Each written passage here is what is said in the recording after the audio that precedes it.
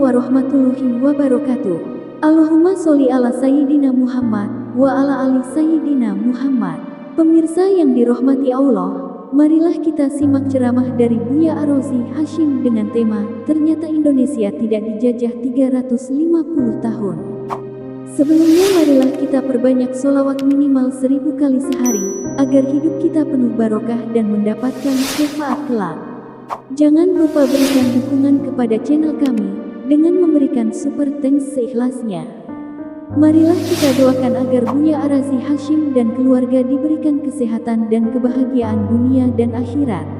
Amin ya robbal alamin. Bab ke-9, beliau hanya menyebutkan satu hadis, tapi selebihnya ayat. Judulnya Tafakkur fi azimi makhluqatillahi ta'ala. Tafakkur mengenai keagungan, kebesaran, keunikan makhluk Allah, wa fana'id dunya, dan kehancuran akhirat, ahwalil akhirah, beratnya urusan di akhirat, wasair umuriha, dan semua yang berkaitan dengannya, wa taqsirun nafsi wa tahdhibiha wa hamliha ala istiqamah, lalu mendidik jiwa agar dia istiqamah. Dia sebutkan beberapa ayat sini, 1, 2, 3, 4, 5, 6, 7, 8, 9, 9 ayat. Lalu satu hadis, ya, berarti 10 dalil. Ayat yang pertama yang beliau sebutkan, ini sebelum masuk, apa itu tafakkur? Hari ini sering kebalik-balik, dan saya sudah sampaikan lebih dari sekali dua kali, bahwa tafakkur dan tadabbur ini sering kebalik. Ya, kita sering mengatakan tafakkur apa? Tafakkur apa yang sering kita sebutkan? Tadabbur Quran. Padahal tadabbur itu pada alam. Apa? Tadabbur itu pada Quran. Tafakkur pada alam. Ya. Afala yatadabbaruna al-Quran. Jadi kita sering kebalik-balik. Jadi yang pas itu bukan mentafakuri ayat, tapi mentadabburi ayat. Namun yang sekarang sering dikatakan, mari mentafakuri makna ayat. Padahal yang pas apa? Afala yatadabbarunal Quran. Apakah mereka tidak mentadabburi? Tadabbur artinya meresapi makna, dan itu caranya membaca dengan berulang kali. Tadabbur, dibolak-balik. Tadabbur itu bolak-balik maksudnya. Ayat ini diulang lagi. Maka beberapa kali Nabi SAW mengulang hanya satu ayat dalam sholat. Kulhu diulang-ulang oleh sahabat. Setiap kali selesai satu ayat, seorang sahabat, panglima perang, itu ngulangin kulhu. Sampai maknanya meresap di dalam kolbu. Itu yang disebut tadabbur. Tadabbur ayat. Jadi yang benar bukan tadabbur alam, tapi yang benar tadabbur Quran. Tapi apa boleh buat, bahasa Indonesia sudah kebelanjur, ya, keliru. Makanya KBBI ini seharusnya orang yang belajar, yang merumuskan kamus bahasa Indonesia, dia mesti belajar bahasa Arab. Karena dulu Bapak bahasa Indonesia itu Raja Ali Haji, yang nulis Gurindam 12, dia seorang pakar bahasa Arab. Dan seorang Raja Ali Haji, saya sudah ke pulau tempat beliau, Pulau Penyengat. Jadi yang disebut Riau itu dulu bukan daratan, yang disebut Riau itu dulu kepulauan.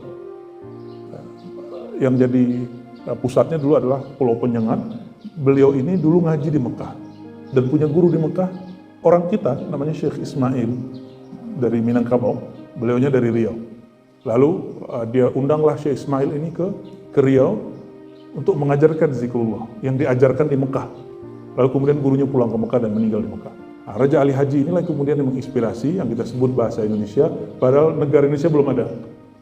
Maka muncullah kemudian tahun 1928 yang Sumpah Pemuda dan menyebut kata Indonesia, itu sebenarnya sudah dimulai dari sebelumnya. Ya. Dan inilah rahasianya kenapa bahasa Indonesia menjadi Melayu yang sudah modern, beda dengan bahasa Melayu lama. Betul nggak? Sangat-sangat beda, ya.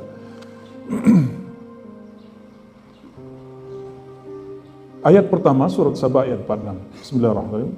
Qul innama a'izukum biwahidah an taqumu lillahi mathna wa furada summa tatafakkaru. Katakanlah hai Muhammad, innama a'izukum, tugasku hanyalah memberi pelajaran kalian dengan satu hal. ya, wahidah. Jadi tugas Nabi itu puncaknya cuma satu, antaqumu lillahi masna wa furada. Kamu berpegang teguh kepada Allah, apakah kamu berdua-dua atau sendiri-sendiri. Ya, masna, dua-dua itu berempat maksudnya. Furada, sendiri-sendiri. Summa tatafakkaru, lalu kamu bertafakkur.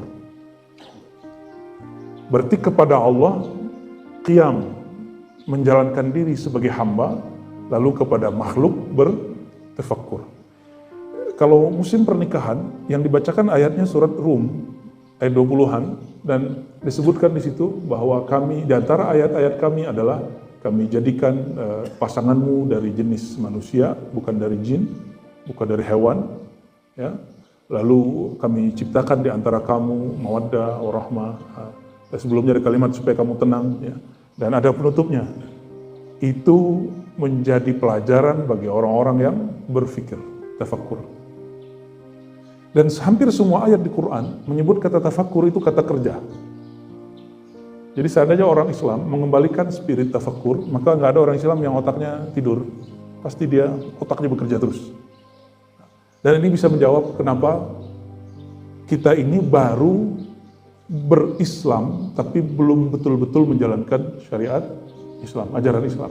Karena kalau menjalankan ajaran Islam, orang Islam itu nggak ada yang otaknya tidur. Pasti dia mikir terus, tafakkur. Kita ini kan baru mempelajari beberapa bagian dari Islam. Maka jangan kemudian katakan Islam mundur, karena orang Islam yang mundur. Yang mundur itu orang yang baru memeluk Islam. Islam gak pernah mundur. Islam dari dulu sudah tinggi di sisi Allah. Inna dina indallahil Islam. Agama yang di sisi Allah cuma al-Islam. Jadi kita beragamanya gak sempurna. Bukan berarti agama itu gak sempurna. Kita menjalankan, memahami Quran itu tidak utuh. Jangan kemudian salahkan Qurannya yang tidak benar. Ya, karena di masa sebelumnya ada satu generasi, semua penemuan yang hari ini muncul, yang kita pakai hari ini, itu mereka semua berdasarkan tafakkur dari Quran dan mereka menemukan itu. Ya. Namun kita sering membenturkan hal yang gak penting. Contohnya gini, ngapain hari ini masih bahas perbedaan pendapat? Orang Barat udah maju. Gak begitu cara pikirnya. Kemajuan itu tinggal dibagi-bagi. Kalau dalam ilmu eksak, misalnya penemuannya apa. Dalam ilmu hukum juga ada penemuan, teori, kaidah. Maka di abad keberapa itu Masehinya? Jangan pakai Masehi, pakai Hijriyah. Imam Subki, itu tahun 700-an, berarti abad ke-8, itu merumuskan dari kaidah-kaidah ulama terdahulu, dari imam yang 4, lalu dirumuskan, khususnya Syafi'i, ratusan kaidah hukum. Jadi kalau kita di kampus, biasanya kita buat teori. Nah, Imam Subki dan imam-imam itu sudah merumuskan ratusan kaidah, ada sekitar 200. Itu disebut kemajuan. Kenapa? Bapak Ibu, Belanda itu dijajah oleh Prancis. Prancis itu dulu dipengaruhi oleh Spanyol. Spanyol itu dulu dikuasai oleh orang-orang Islam yang dulu disebut Al-Andalus. Dan mazhab mereka Maliki, orang-orang Maliki ini memproduk hukum. Hukum itu yang kemudian yang diserap sampai ke Prancis, sampai kemudian ke Belanda. Maka Bapak Ibu, hukum positif itu banyak kesamaannya dengan akar mazhab Malik yang pernah diajarkan di Andalus.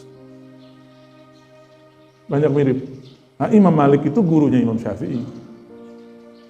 Jadi ada beberapa hal yang mirip. Nah, Belanda itu baru merdeka tahun 1810-an. Jadi Belanda itu nggak sempat jajah Indonesia lebih dari 100. Dan waktu itu nggak ada Indonesia. Jadi waktu saya ketemu profesor Belanda, kamu jajah Indonesia itu? Nggak ada Indonesia zaman itu. Kami cuma jajah Kerajaan Banten, Sunda Kelapa. Jadi nggak sempat jajah semua. Dan itu bukan kami yang jajah. Itu hanya hubungan dagang VOC. Jadi sekarang anak-anak muda, ini anak-anak yang lagi sekolah ini harus paham. Dia jangan diracuni lagi dengan buku kita dulu yang sesat itu. Bahwa Indonesia dijajah selama 350 tahun oleh Belanda, lain nggak nyampe. Aceh aja cuma tahun 30-an Pak, 1930-an baru takluk. Habis itu nggak lama kita udah merdeka. Aceh paling tahan tuh. Ya. Jawa Tengah sampai Jogja, ini bagian dari tafakur, ya. Nggak sanggup Belanda untuk menghancurkannya, maka disisipin orang-orang muka Jawa, otaknya otak yang dipengaruhi Belanda. Nah, maka politik pecah belah. Karena tabiatnya orang-orang kerajaan itu sudah berpecah belah. Dimasukin tambah oke. Di Banten kejadian, ya. Saya sebulan lalu tiba-tiba pengen ziarah aja ke Banten. Ke Sultan Tirtayasa itu. Sultan Ageng Pak Agung. Tiba-tiba mau ke sana malam Jumat. Datang ke sana, akhirnya kita lama mikirin sejarah dia. Beliau itu perjuangan jihadnya dirusak oleh keluarga dia sendiri. Ya, dia raja luar, nah, raja dalam itu yang ngurusin istana yang ngurusin dia, yang sudah kemudian kena pengaruh Belanda. Itu sudah belakangan. Ya. Jadi Bapak Ibu yang berkata Allah, Indonesia tidak pernah dijajah 350 tahun. Harusnya ini sudah direvisi di semua buku sejarah kita. Ya.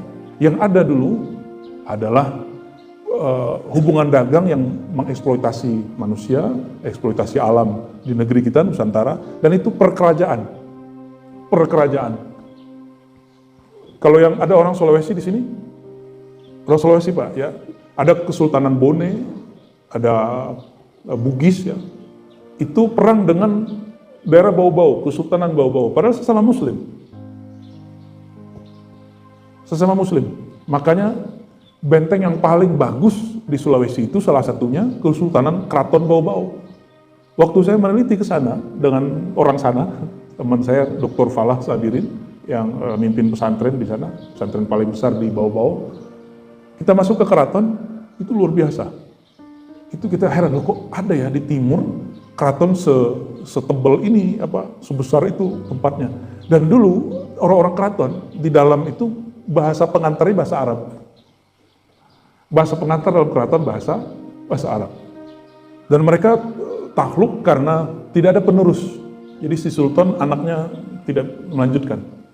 Anaknya ada, dan itu mendekati 1945. Jadi nggak sempat juga Buton itu dijajah sampai 50 tahun pun nggak sempat. Diganggu ya.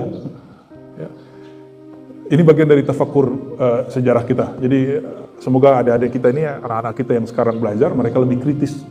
Karena orang kalau sudah dimasukin alam bawah sadarnya saya dijajah 350 tahun, lemah nanti. Ya sudahlah, kita sudah jajah 350 tahun, nggak gitu ya. Kerajaan yang tadi saya sebut, Kesultanan Lingga Riau, Penyengat, itu Bapak Ibu, nggak dijajah, dia kalah, hancur, dan nggak nyampe. Dari zaman mereka sampai kemudian ke kita, nggak nyampe 100 tahun. Belanda menguasai Riau itu. Jadi Belanda menguasai Riau pun juga nggak nyampe 100 tahun. Di daratan Riau itu ada Bengkalis, ada Siak. Juga sama nggak nyampe. Mereka hancur cuma karena kekuasaannya tidak kuat lagi, lalu putra mahkotanya nggak kuat. Dan itu sudah belakangan. Nah, Bapak Ibu yang berkata Allah, ini bagian dari cara kita mentafakuri sejarah kita ya. Dan mohon maaf, saya tidak sepakat kalau ada orang bentur-benturin kita sesama serumpun dengan Malaysia, dengan Brunei. Dulu kan kita satu Pak. Malaka itu menguasai separuh Sumatera. Dan waktu Malaka itu gugur, kotanya gugur, sultannya pindah ke Riau, ke daratan Riau, dan Malaka masih ada. Jadi cuma satu kota yang runtuh, lalu dia pindah. Jadi, sekarang kita dengan jiran itu, biasa, sama tetangga kan biasanya agak panas Pak. Bener nggak? Sama tetangga, termasuk tetangga komplek, kita agak panas biasanya. Itu sifat basyariah, sifat manusia yang gelap. Tapi kalau sifat rohiyah tidak. Kalau ruh dia nggak begitu. Ruh itu suka mengalah, suka menyebar kasih sayang dia. Suka memaklumi, oh iya nggak apa-apa gitu. Lebih pada begitu kalau ruh. Kalau basyar nggak, lu siapa ya? Gue juga tinggal di sini dalam hatinya ya kan. Bapak Ibu yang berkata Allah, semua ini yang sekarang muncul kayak orang Indonesia ngejekin Malaysia ngeremehin Indo ya. Paling gak enak tuh orang Malaysia kalau ngomong Indo kan gitu. Indon gitu ya. Kita dulu satu rumpun, cuma sekarang dipisahkan oleh teritorial negara. Maka yang menghubungkan kita dan mereka sebenarnya rumpun suku, dan yang paling kuat adalah agama. Jadi biarlah para politisi, secara politik kita memang nggak baik sama dengan Malaysia, Pak. Tapi secara suku samalah. Orang Jawa jadi guru, jadi mursyid, Pak, di daerah Johor.